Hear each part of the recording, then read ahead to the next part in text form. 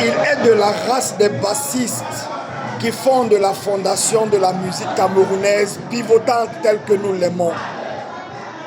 Moi qui parle, Sylvain Ebele, j'ai 45 ans d'âge. Il a commencé à jouer à la batterie, mes parents n'avaient pas encore pensé m'enfanter. Nous sommes de passage à Sting ce soir et nous sommes tombés sur lui, ce bassiste dont j'ai admiré tout à l'heure, les notes comme si c'était l'album qu'il jouait. Bonsoir monsieur Ikima Kolor. Bonsoir monsieur. Alors combien d'années à peu près vous jouez à la basse aujourd'hui?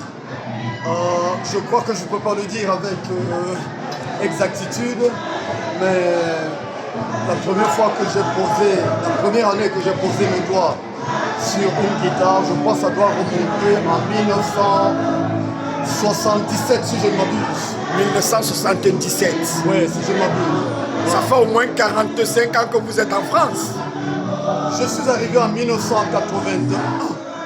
Donc, à vous de faire le calcul. On est en 2025 maintenant. Ouais, ouais. Ça fait exactement combien? 43 ans à peu près. Mais tu sais, je n'aime pas le choc en parler. Ça fait trop longtemps. Quand on est dans ce pays, on ne voit pas le temps passer. Alors, dites-nous, il se dit qu'au Cameroun, avant d'arriver en France, c'est vous qui avez joué Pai Oyabasi de Saleh John. Alors, racontez-nous la petite histoire derrière. Oui, c'est vrai que en matière de ce que j'ai joué, si je me rappelle, il y a beaucoup de choses à dire. En ce qui concerne Saleh John, j'étais encore à l'école. Lorsque j'ai rencontré Saleh John par le biais de beaucoup de personnes, on a commencé à nous entraîner derrière, je crois, le collège des travailleurs. Moi, j'étais au collège intègre.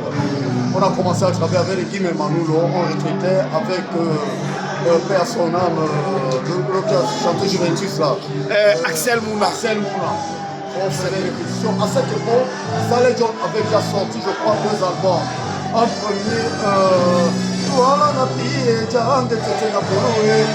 le deuxième est et après donc, nous, pendant qu'on travaillait, il y a eu un producteur, c'était la chanson, attends, comment ça s'appelle? Laisse-moi me souvenir parce que j'ai beaucoup d'années quand même. Beaucoup de chemin à parcourir, beaucoup de choses à faire. Ça c'était en même temps, comme la musique sous la... Ouais, les esprits s'envolent. Voilà. C'était...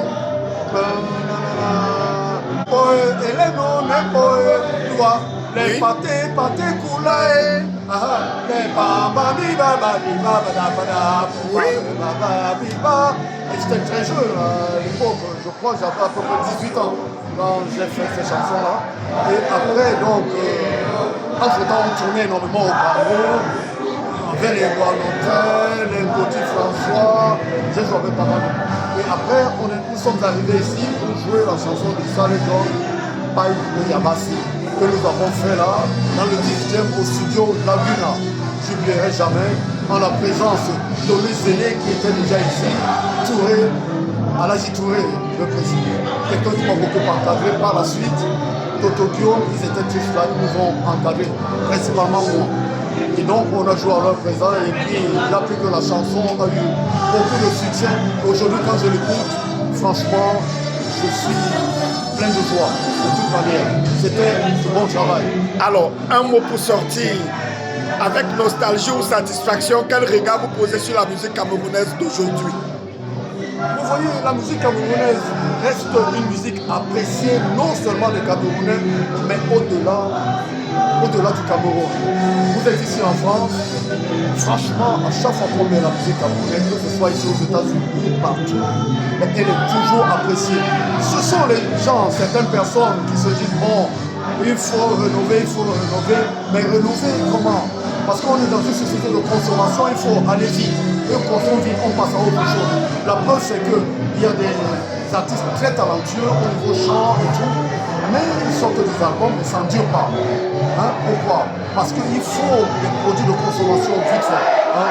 On est dans l'obsolescence programmée, comme on dit. Merci beaucoup.